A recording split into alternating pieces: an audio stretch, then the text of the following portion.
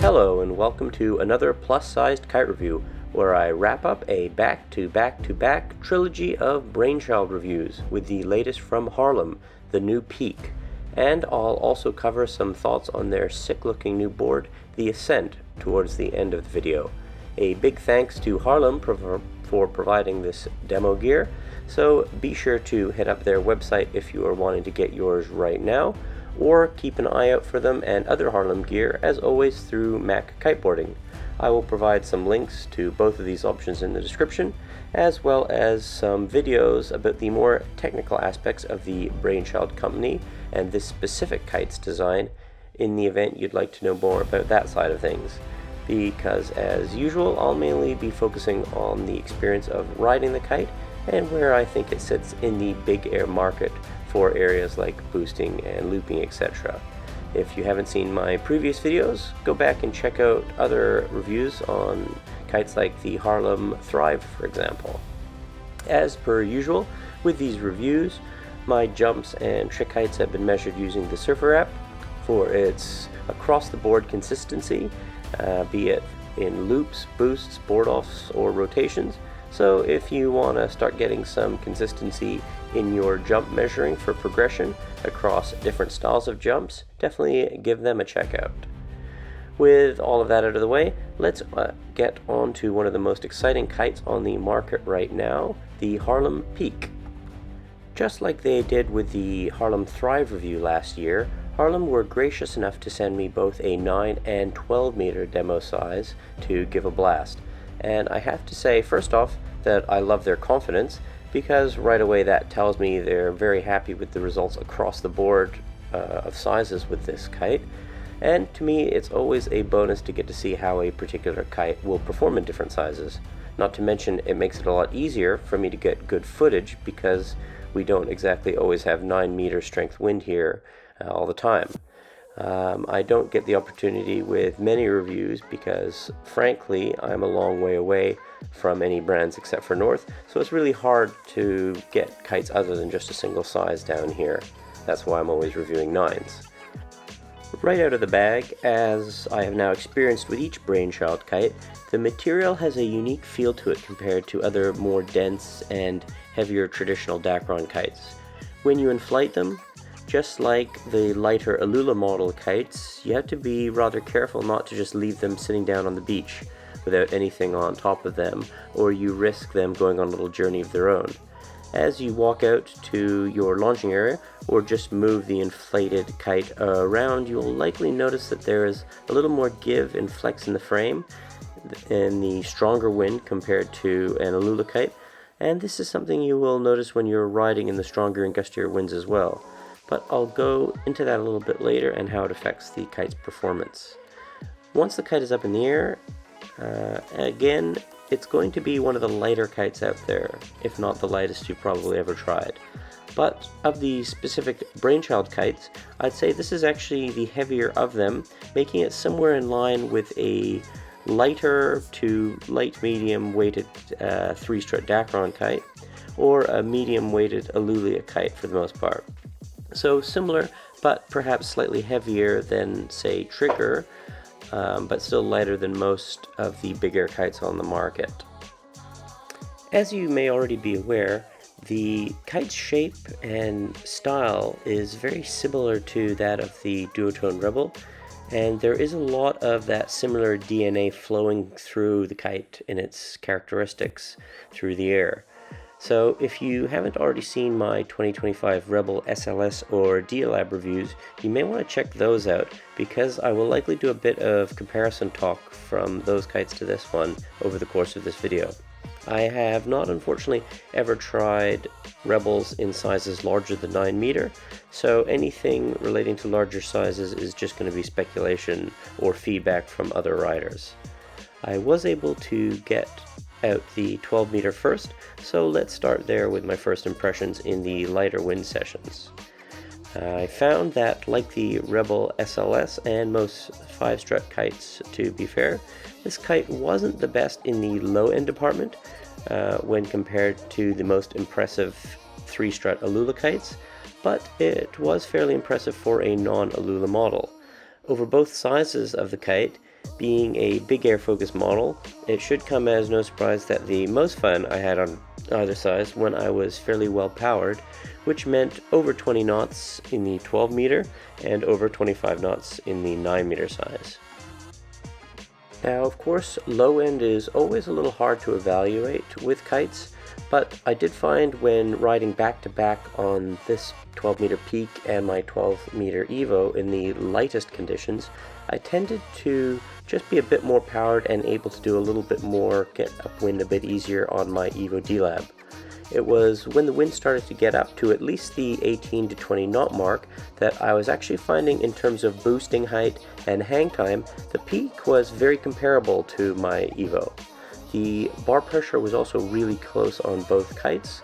but you could feel more consistent power with the Evo, particularly in the lulls of the wind.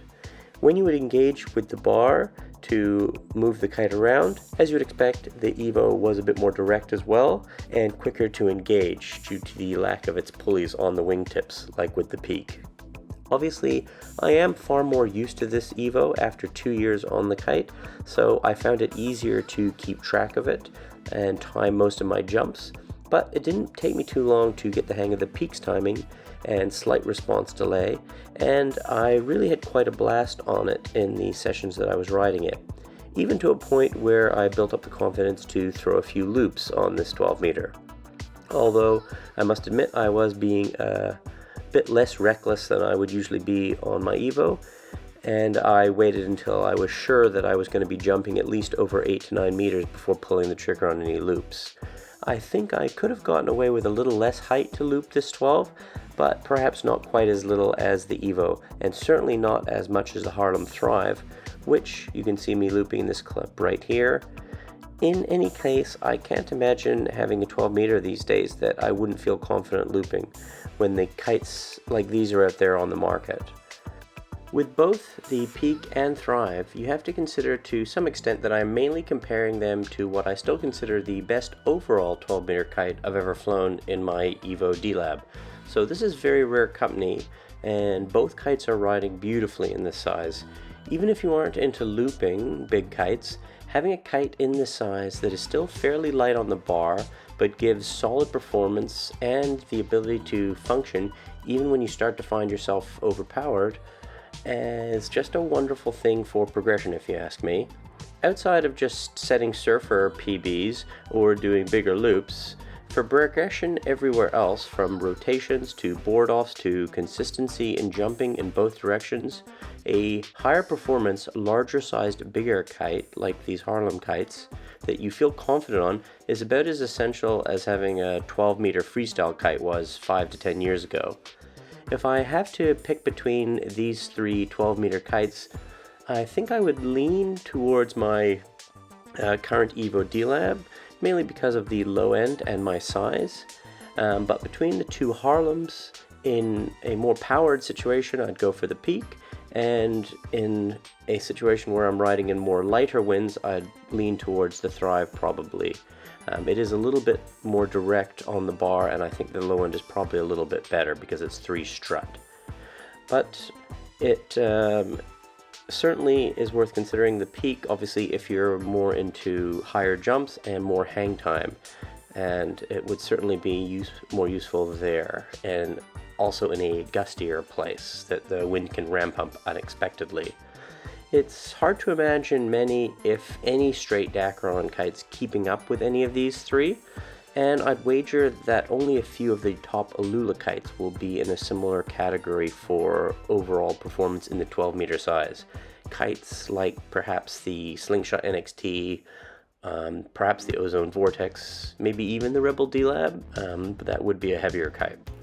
Now, having an excellent opening experience with the 12 meter, let's get on to where things really get exciting, and our time spent on the 9 meter in much stronger winds, comparing it to a lot more kites.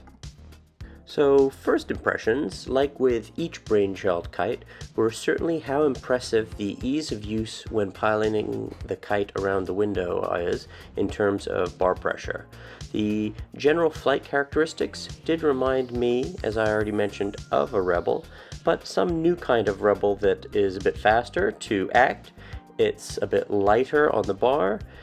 even more so than the SLS, and it's faster to respond. I can't really understate how unique the Brainchild kites all feel when compared to most other non-Alula kites on the market. Despite how fast they are, with that light bar pressure and rapid response time from bar to kite, they are particularly easy to use, at least once you get used to the speed, of course, at which they travel. And every one of my friends who tests these kites with me do all love the feeling, and they tend to be the kites they are most interested in flying again and again, and it's always hard going back to a standard Dacron kite after them. One knock still, however, with these kites is that when the wind really cranks or gets a bit gusty, they do still tend to wobble and flap a bit more than your top Alula kites, and potentially a bit more than some of the top traditional Dacron 5-strut kites. This habit of the kites wobbling in the wind can be distracting, although, as I mentioned in the other reviews, I didn't find with the other models it impacted the performance of the kite too much because of how fast they were and how direct the feeling was. With the Peak, the kite itself was less impacted by this tendency to wobble than the 3-strut Brainchild kites, but one thing I did notice on a few occasions was that in conjunction with the pulleys on the wingtips, the kite's flapping could make it a bit harder to track the kite at times as it flowed through the air, particularly compared to the classic Rebels or the Trigger when I rode them all back to back. I'll try to go into a little bit more detail on this phenomenon when I discuss the looping aspect of the kite, because it was mainly when the kite was passing over my head as I was coming down from big jumps, or with loops, with the heli loops, that I noticed it the most. We rode this 9-meter Peak on several different occasions in wind from around 22 to 35 knots at times. Between the range of kites I'm currently testing, which you will see in upcoming videos, and of course against some of the recent kites I've tested, like the Trigger, Hypermodel, or the Rebels. And in each session, it was always one of the top 2 boosters and one of the harder kites to get off of because of how much fun it was to ride while the wind was pumping. The other guys I test with were always more inclined to stay on this kite for as long as possible because of how much they were enjoying it each time. So let's get on to the key categories, starting with boosting and hang time. As soon as I drop the word Rebel and any reference to there being similarities, you have to know the kite I'm describing is going to have some serious sheet and go power, and this Peak is no exception. Despite its friendlier feeling and nature through the bar, you can really feel the power build up to rocket you off the water when you do dig your edge in, load up the lines, and get ready to blast off. The kite is very good at allowing you to hold down a ton of power while maintaining a confidence-inducing level of control while you're riding along the water and building your line tension before you send it to 12. What is also a bit unique, at least that we found, is that perhaps more than any other kite we've tested, it has an uncanny gift of assisting you to jump ridiculously vertically, even when you're not timing it the best or using the perfect technique. This habit of the kite getting up above your head quickly and yanking you off the water very vertically does make it harder to assess if the kite itself is boosting you higher, or it's making it easier for you to boost higher by way of your jump trajectory. But either way, you get a lot of height out of it with almost every launch. Like the Rebels, it is very, very generous with its sweet spot for boosting when compared to the rest of the market, so riders of most levels are going to benefit from that, especially in the more challenging conditions, be it chop or inconsistent wind. Of the Brainchild kites I've tested so far, it does appear to be the best overall booster with the most easily accessible hang time, in that you don't have to be as mindful about how you pilot the kite overhead to get the benefit of added lift and hang time as you descend. But with that said, I still don't think it quite rivals the top few Alula kites like the Evo D-Lab or Rebel D-Lab, or perhaps Slingshot NXT for pure lift and hang time. Although you do get rocketed off the water so vertically, it doesn't quite feel like it's keeping up with that top tier of boosters, although it doesn't feel very far off at all from the top 5-strut Dacron cuts, like the Rebel SLS, for example. To be honest though, it is of course always tricky to evaluate because the right gusts come and go in every big air session, but having rode the kite for a number of hours now back to back with a variety of kites,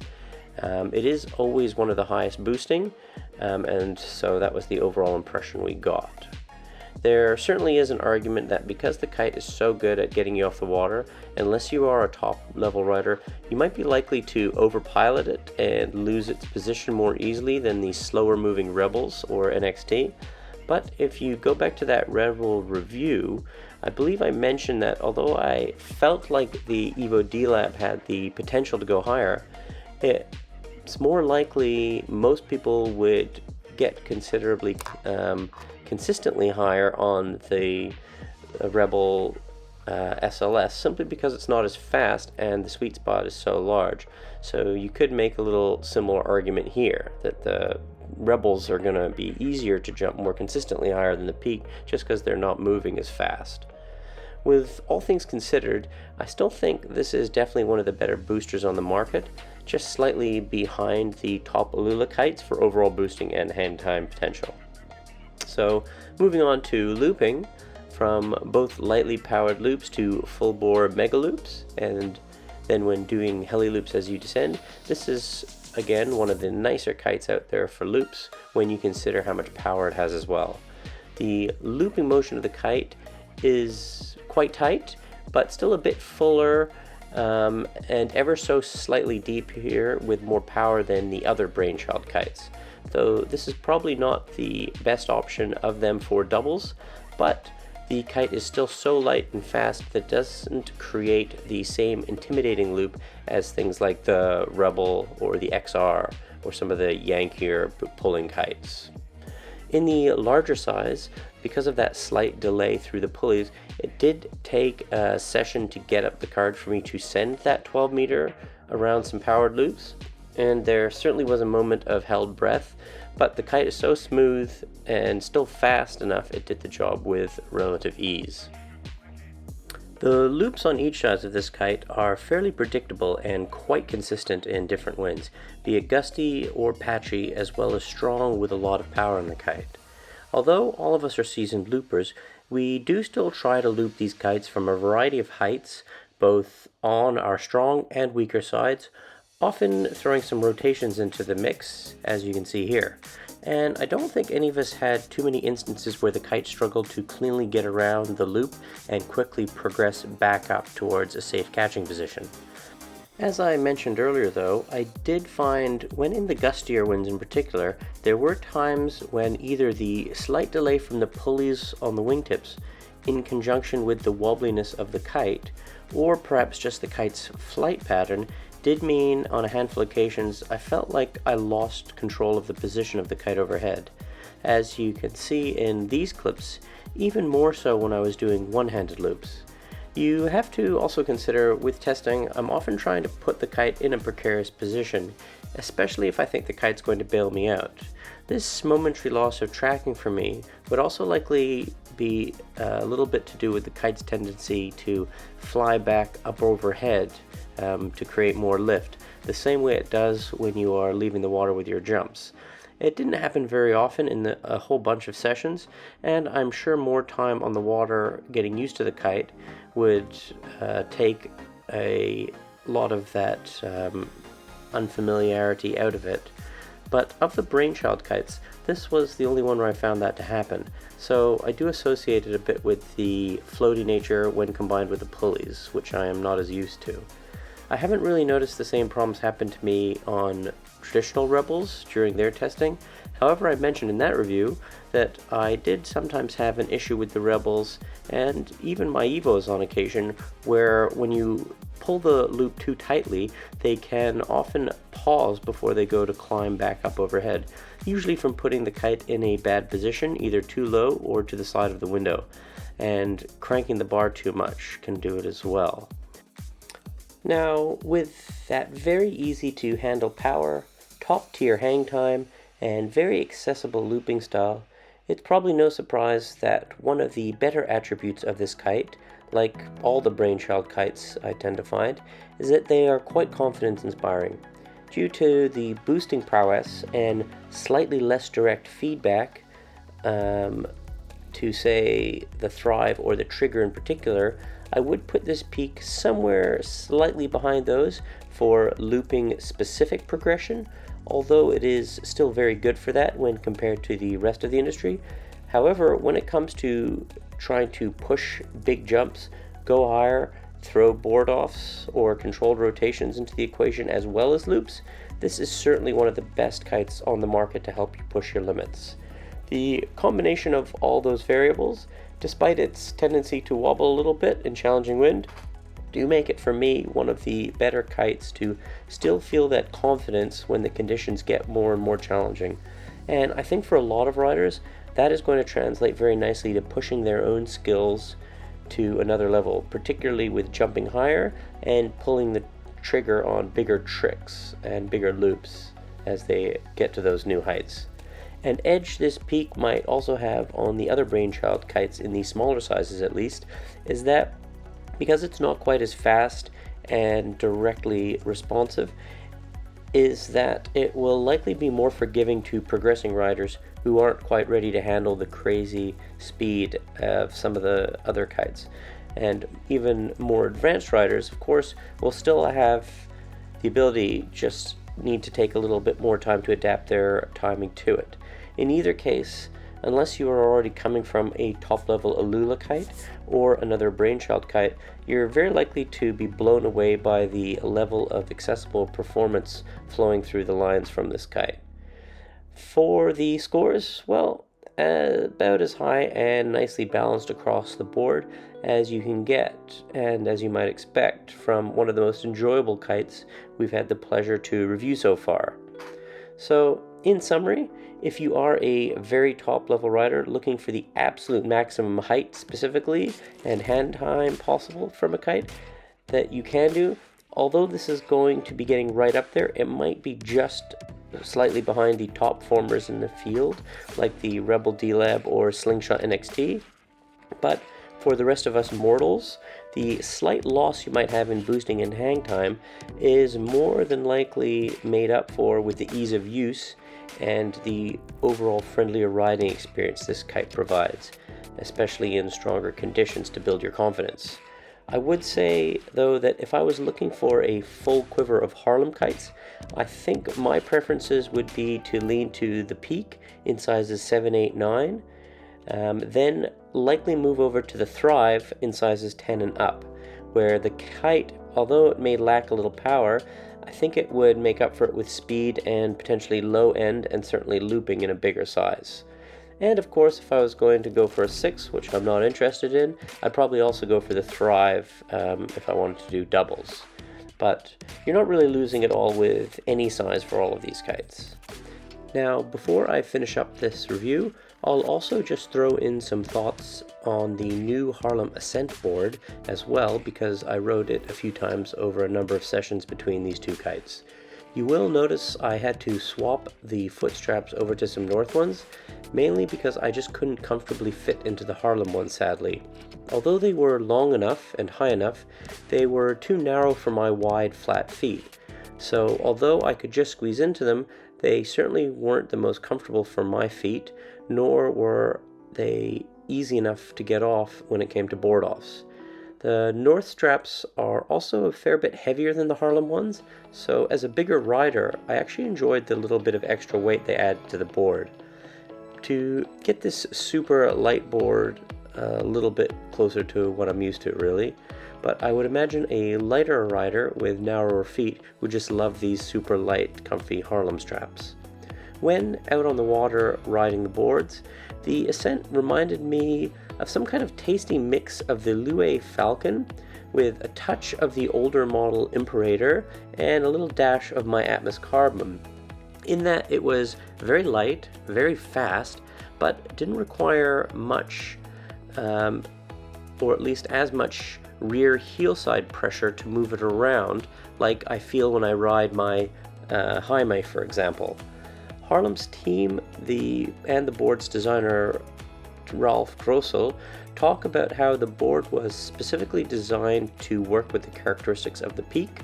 but I can't pretend I'm at a level to really feel or understand that. But I can say that in terms of how it rode,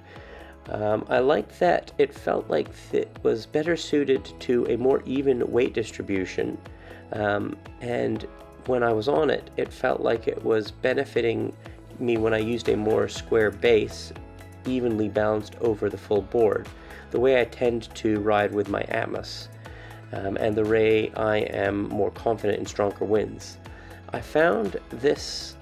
balanced stance usually means for me that I can hold more power when I'm lit, and it also helped me jump more vertically, more consistently, something I can struggle with a bit on my Jaime board, as I discuss in that older board review. To be fair, of course, to the Jaime board, it is a 139/42, whereas the Atmos I'm more used to and prefer in stronger winds is a 138, just like the Ascent, whereas the Atmos in terms of width is 41 and the Harlem even thinner at a trim 40 wide. Even with the slight size difference, the Jaime does just feel like it rides like a much bigger board of the three of these, so you will notice in some of the clips where I'm riding, usually in the lighter winds where I need a little more board under me to stay powered up, I'll be on the Jaime,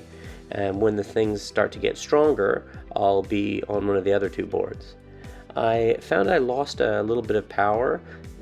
in comparison to the larger size Jaime when switching back to the Ascent, to a tune of it feeling like it just needed an extra 2 or 3 knots more wind for someone as heavy as I am to get the most out of it.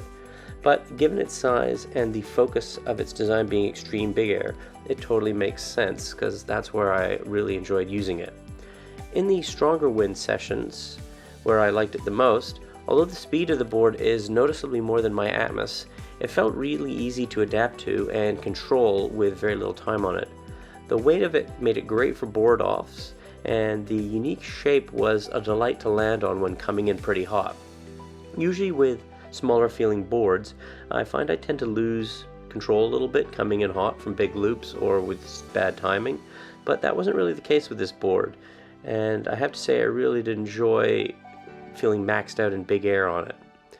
Finally, I should also add the bar has become an industry favorite now between my friends and I, not only for high Y bars, but really of the bars out there. It's nice and simple, which I like, and has got the cleanest auto unwind.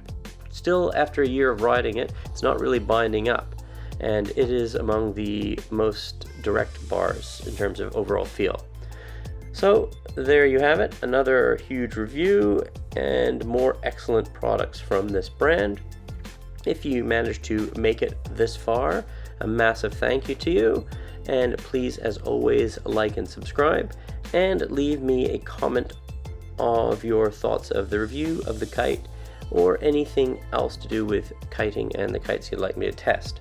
Follow me on Instagram if you want to stay up to date with what I'm kiting next, because there's quite a few different kites in production at the moment, and I'd love to hear your thoughts on them. So until next time, goodbye.